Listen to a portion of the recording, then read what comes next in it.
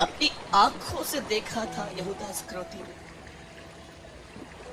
कि कैसे लोग यीशु के पास आते थे अपने अपने गुनाहों को लेकर। उसने अपनी आंखों से देखा था कि 5 पति रख चुकी औरत भी मान रही थी कि हाँ, उसने 5 पति रखे हैं। वो अपनी आंखों से देखता था कि लोग कितने गहरे गहरे पापों के साथ उसके सामने आते थे, उसे अपने सामने खोल देते थे और वो उनको आशीष देता था। लेकिन एक बार भी वो उसके सामने नहीं खुला। एक बार भी उसने ये नहीं कहा, प्रभु तू सबको बताता है ना कैसे बदलना है। मैं चोर हूं, मैं तेरे थैली में से पैसे लेता हूं।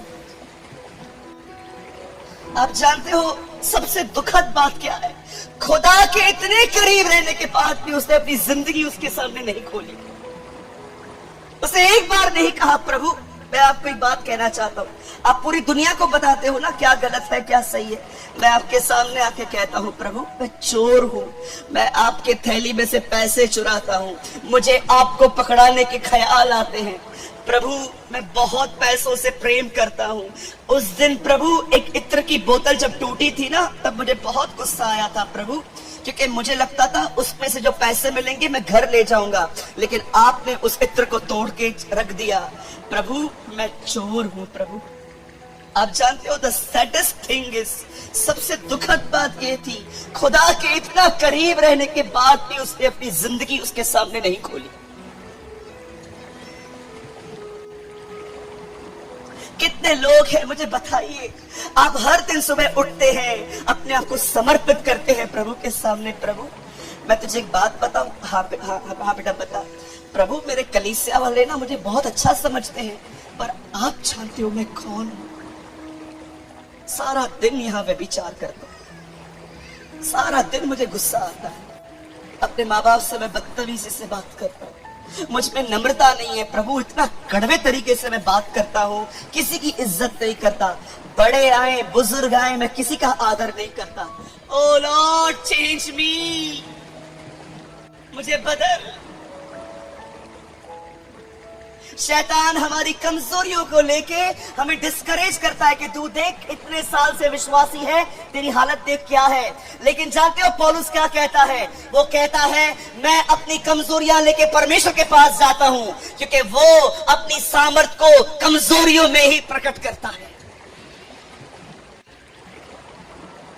मेरे भाई मेरी बहन, मैं आप में से हर एक को कहना चाहता हूं जो पीछे तक खड़े हैं, अपनी कमजोरियों को लेकर निराश मत होइए कि सूरज भाई मैं रोज उन्हीं पापों में गिरता हूं।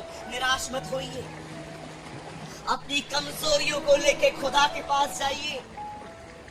मैं यीशु के नाम से भविष्यवाणी करता हूं आपके लिए। I prophesy in the name of Jesus. यहाँ पर जितने लोग हैं कंटिन्यू खुदा के पास जाइए, अपनी कमजोरियां उसे बताइए। आने वाले दिनों में आप हर चीज पर जय पाएंगे, आप जय पाएंगे। ओ इब्राहिम विश्वास नहीं करता था पहले के दिनों में, इसीलिए हाजरा के पास चला गया, लेकिन आज हम कहते हैं कि परमेश्वर ने उसे विश्वास का पिता बनाया। पतरस ने उसका इनकार किया, वो पहला अगुआ बना। बाइबल बताती है पौलुस ने लोगों को मारा, परमेश्वर ने उसी का उद्धार करके उसको एक बड़ा मिशनरी बनाया। मैं आपको कहना चाहता हूं मेरे भाइयों मेरी बहनों, इतिहास रहा है, उससे कमजोरों को उठाया है, सामर्थी बनाया है, उनका उपयोग किया है। Show your weaknesses to Jesus Christ. आपको क्या लगता है मैं बहुत बलवान हूं?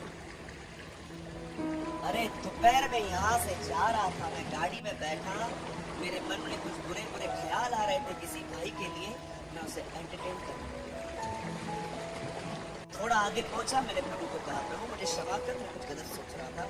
कोई नहीं जानता है कि मैं क्या सोच रहा था, आप मुझे जानते हैं। क्या लगता है आपको मैं पाप नहीं करता? हर दिन मुझसे पाप होता है। 8 दिन पहले अपनी इज्जत बचाने के लिए मैंने झूठ बोला, मुझे कोई फर्क नहीं पड़ता आप मुझे आत्मिक समझे न समझे। अरे भैया आपने झूठ बोला। हाँ, 8 दिन पहले की बात है, मैंने अपनी इज्जत बचाने के लिए झूठ बोला। मुझे कोई फर्क नहीं पड़ता लोगों के सामने ये बोलने के लिए, क्योंकि मैं जानता हूँ परमेश्वर आज भी ईमानदार लोगों से प्रेम करता है।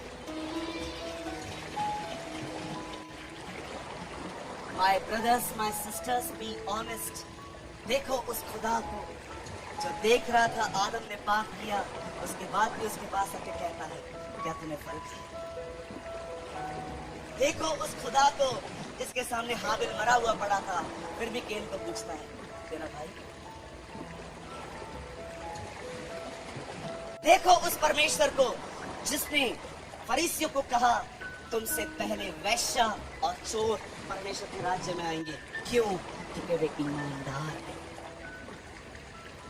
जब आप खुदा के सामने ईमानदार बनोगे ना, मैं आपको बताना चाहता हूँ, आज आपकी कमजोरियां जिनमें आप बार बार गिरते रहते हो, परमेश्वर उन कमजोरियों को सामर्थ्य बदल देगा और आने वाले दिनों में आप लाखों लोगों के लिए आशीष बनेंगे। ये मेरे आखिरी शब्द हैं और मैं इसके बाद बंद कर दूंगा।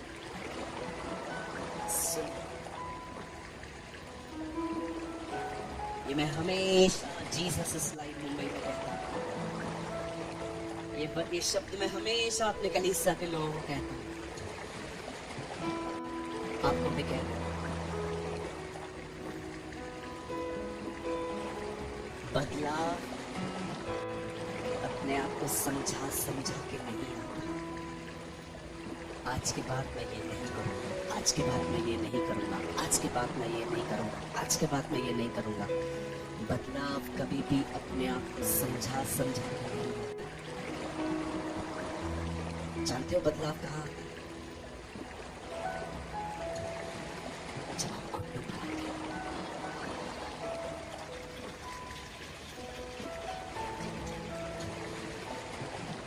जब आप परमेश्वर को समय देते, जब आप खुदा को अपना टाइम देते, सारी कमजोरियां उसके सामने उंडेल देते हो। प्रभु मुझे माफ कर,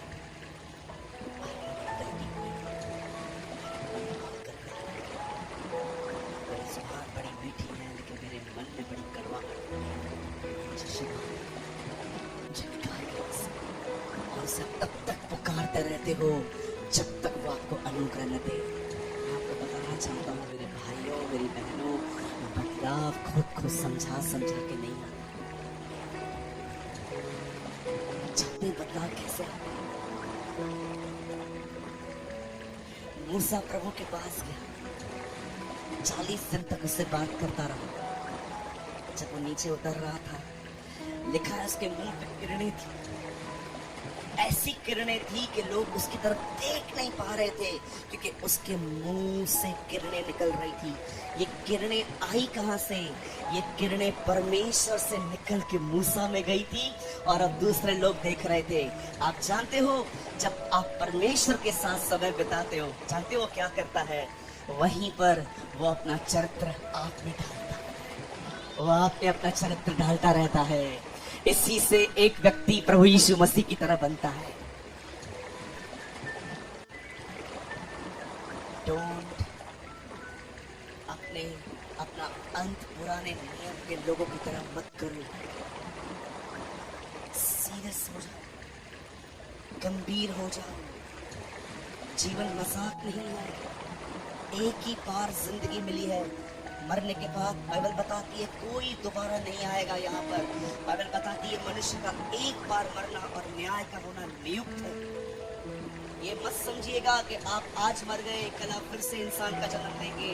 बाइबल बताती है एक बार मरने के बाद मनुष्य वापस नहीं आता, वो एक जगह पे चला जाता है, वेट करता रहता है और एक समय आएगा जब प्रभु आएंगे, हम वापस जिंदा होंगे और न्याय के सामने खड़े होंगे। Brothers and sisters, be serious. जीवन को हल्का मत लीजिए। हम नहीं जानते कि कल हम सुबह देखेंगे कि नहीं देखेंगे, कोई भरोसा नहीं है। आप जानते हैं, हम अपने दिनों को नहीं जानते कि खुदा ने हमारा आखिरी दिन कौन सा ठहराया है। गंभीर हो जाए, प्रभु के साथ समय बिताइए, वचन को पढ़िए, प्रार्थना करिए, रोजा रखिए, उपवास कीजिए, खुदा के करीब जाइए। मैं आपको बताना चाहता हूँ, बदलाव खुद को समझा के नहीं आता। जब आप परमेश्वर के करीब जाते हो, दुआओं के द्वारा, प्रार्थना के द्वारा, वचन को पढ़ने के द्वारा, वो अपना स्वभाव आपको दे और आप बदल जाएंगे। You will change, God will change you। और आप जानते हैं, जो लोग बदल जाएंगे उनके साथ क्या होगा? अब उठा लिए जाएंगे।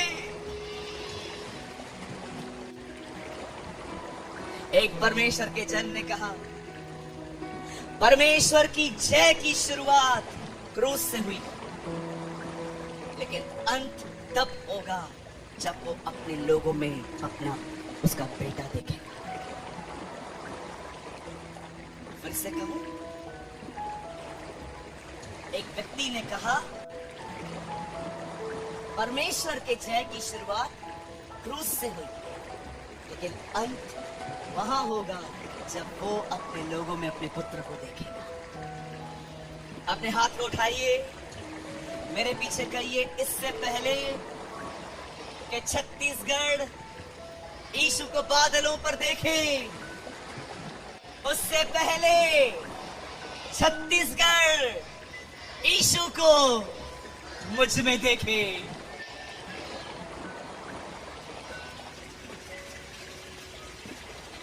Come on, give a clap for Jesus। मैं आप में से हर एक को कहना चाहता हूँ, इससे पहले कि छत्तीसगढ़ यीशु को बादलों पर देखे, उससे पहले छत्तीसगढ़ यीशु को आप में देख पाए। ओ, उसको आप में देख पाए, आपके चाल चलन में देख पाए, ओ, आपकी चीजों में देख पाए। लोग आपको देख के कहें, ये और वो एक जैसे लग रहे हैं। और इसी से यीशु को महिमा मिलेगी, यीशु को आदर मिलेगा, क्योंकि कलीसिया अपने लिए नहीं जी रही है, अब कलीसिया उसके आदर के लिए जी रही है, कलीसिया उसकी महिमा के लिए जी रही है। हम ऐसा दीपक बनेंगे जो ऊपर रखा जाएगा और हर एक को प्रकाश मिलेगा। Be like Jesus, यीशु की तरह बनो। परमेश्वर तुम्हें कार, बंगले, गाड़ी देने के लिए क्रूस पे नहीं मरा। ये आजकल के पाखंडी कहते हैं, hypocrites, या I call them hypocrites। प्रभु में आओ, ये मिलेगा, प्रभु में आओ, वो मिलेगा, और सारे लालची चर्च। तो भी गुरु, लालची चेला, दोनों नरक में ठेलम ठेला।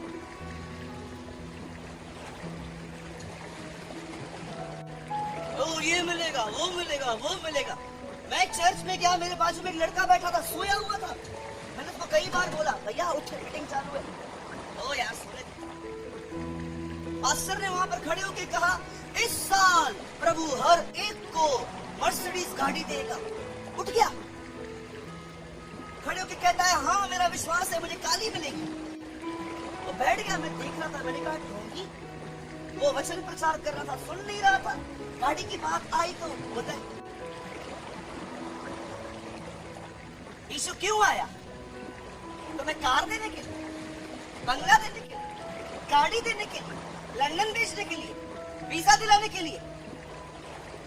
अरे वो ये सब करता है, उसको महिमा मिले, धन्यवाद देते हैं उसको कि उसने हमें तन पे कपड़े दिए, भोजन दिया, सब कुछ दिया। लेकिन मैं आपको बताना चाहता हूँ, यीशु मसीह सिर्फ आपको ये चीजें देने के लिए नहीं आया, यीशु मसीह आपको अपनी तरह बनाने के लिए आया। He is here, make you like him।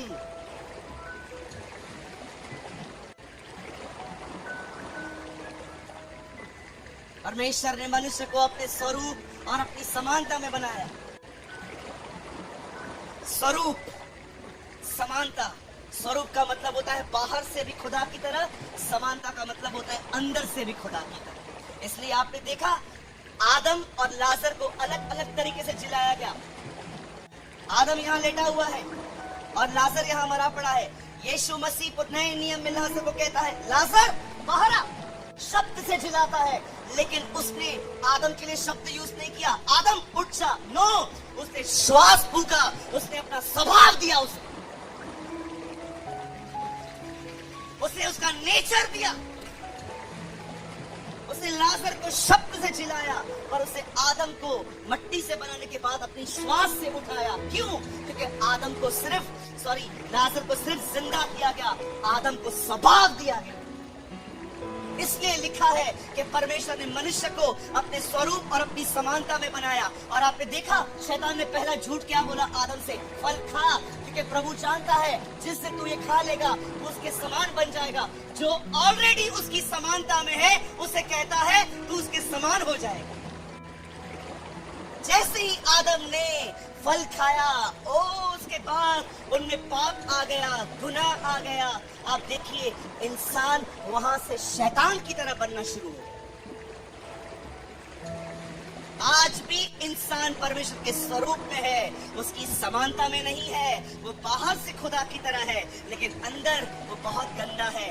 मैं आपको बताना चाहता हूँ यीशु मसीह इसलिए आया ताकि वो आपको अपनी समानता में एक बार फिर से लेकर आए।